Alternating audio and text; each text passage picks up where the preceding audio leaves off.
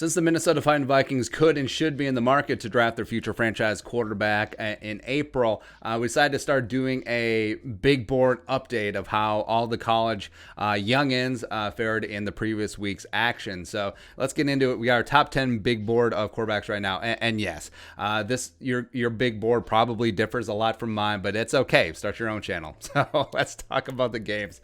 Number one, Trevor Lawrence, number one, the bullet. Now, there has been some talk that maybe he could return to school for a senior year. This could be laying the groundwork for a power play. He could pull an Eli or John Elway, like if he doesn't want to end up with the Jets, and frankly, I don't blame him. But over the weekend, Clemson got a 47-21 win versus Syracuse at home. Now, slow start, but then end up boat racing Syracuse, and Travis Etienne is really dangerous, especially when they run that read option. Trevor Lawrence is just enough of an athlete in college to make it worthwhile. But he went 27-43 for 289, 2 touchdowns, a pick, 63.1 QBR. Certainly not his best game, but decent, solid, and eventually got them on the right path. So the orange men didn't pull off the upset against the orange. A lot of orange that game. Number 2, Trey Lance, NDSU. Idle, because Missouri Valley Conference not playing. Number 3, Justin Fields, The Ohio State University. Big time 52-17 win over FCS school Nebraska Lincoln. Basically, only had one incomplete pass, 20-21 for 276, 2 touchdowns, a 97 QBR, which that's on a scale of 100, so it's a pretty damn good game. Also had 54 rushing yards and a touchdown. Absolute bloodbath. It really did look like Ohio State warming up against Eastern Tennessee State Tech. Something like that. Number 4, Zach Wilson, BYU, quickly becoming our guy and moving up the draft boards. I think that he could easily become a first-round pick. He may become a high-end first-round pick by the time this is all said and done. Yes, level of competition, but they full-on leveled 52-14 win versus Texas State. 19-25, 287, 4 touchdowns, 87.6 QBR. Put on a clinic. Also made that Sports Center top 10 cross-body throw, which if Patrick Mahomes made that throw, like analysts and fans would be jizzing over themselves for probably about a decade. And also, looking at the rest of the BYU schedule, it's highly likely that the Cougars end the season undefeated. I think Zach Wilson will put himself into the Heisman conversation pretty easily as well. Number 5, Kyle Trask, Florida's idol this week. They host Missouri next week, so they'll be able to get that on. But Kyle Trask looking good, putting up big Lulu numbers now. Is a lot of it scheme? Is a lot of it him? Is a lot of it tight end Kyle Pitts, the best tight end in college football? TBD. Number 6, you got Mac Jones and Bama, a 48-17 win over Tennessee. Now, he was 25 of 31 for 387, 0 touchdowns, 96.2 quarterback rating, 1 rushing touchdown. Now, this was a quintessential Bama overmatched SEC opponent type win. Were efficient, put up very decent numbers, very high completion percentage, and was a distributor of the football. This is also where Jalen Waddle broke his ankle really early in the game, which is unfortunate. And also, Alabama put up 5 rushing touchdowns, 3 by Najee Harris. So it was just a great team win all the way around. And a really nice game by Mac Jones. Number 7, you got our guy De'Aaron King coming out of Miami. 19-14 win versus Virginia. 21-30 for 322, 1 touchdown, 76.9 QBR. Now, in this game, they got tested. Virginia not having a great season, but they were certainly tested down in Miami. And King made some really clutch throws, like some really good, great anticipation, outside the numbers, on schedule type throws that he'll have to make at the NFL level for sure.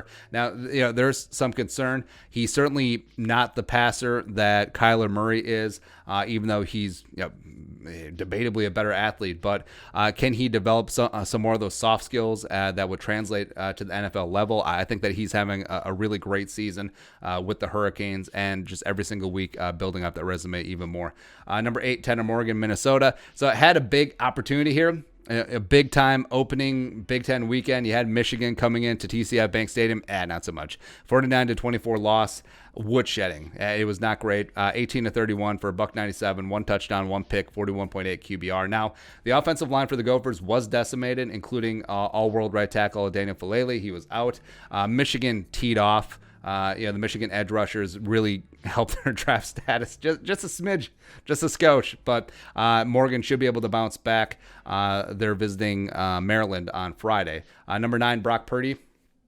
coming out Iowa State. So 24-21 loss at Oklahoma State, 19-34 for a $162, a touchdown, a pick, 76.9 QBR, put up 38 yards rushing and ran a touchdown in the first score of the game. So this wasn't really as close as the final score reflected. Iowa State did score a late touchdown to get within a field goal with less than a minute left. Purdy did throw that one. But overall, didn't have a great day. Iowa State couldn't handle Chuba Hubbard, but that's not Brock Purdy's concern. But not his most polished game. And you do have a lot of these from Brock that I've come to find. And lastly, number 10. So Desmond Ridder, he's a lot of fun. Cincinnati Bearcat, 42-13 win at SMU over Shane Buechele, who could be in the draft conversation as well. But Ridder, 13-21 for a $126, one touchdown in the air, 97.6 QBR, as well as ran for 179 and 3 touchdowns, including a 91-yard touchdown run on a read option. Now, Ridder is certainly not the traditional quarterback. He is a little bit more of the athlete playing quarterback, a little bit more of a thrower than he is a passer. But he is an absolute dynamic athlete, the junior from Louisville. And he's a lot of fun to watch. And plus, he has this upright, a long striding running style where it doesn't look like he's going fast, but he is blazing. And once they test him at the combine, I wouldn't be shocked if he checks in the 4.4, 4.5 range. But that's it. Schedule's upcoming up. I get it. Trevor Lawrence and Clemson are against 4-2 Boston College coming on in, and ASU idle. Ohio State, a big-time game at number 18, Penn State. Penn State recently got upset by Indiana, so BYU is hosting 2-4 Western Kentucky. Should be a bloodbath. Florida is at Mizzou.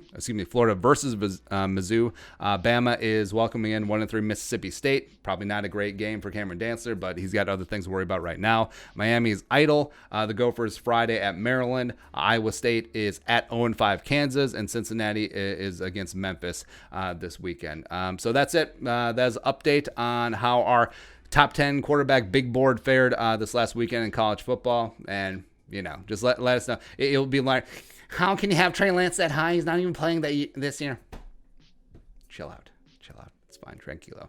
But your thoughts, let us know in the comment section below. Subscribe for daily Vikings takes. Want to support that work? Post some in the Venmo. But until next time, Skol, production value.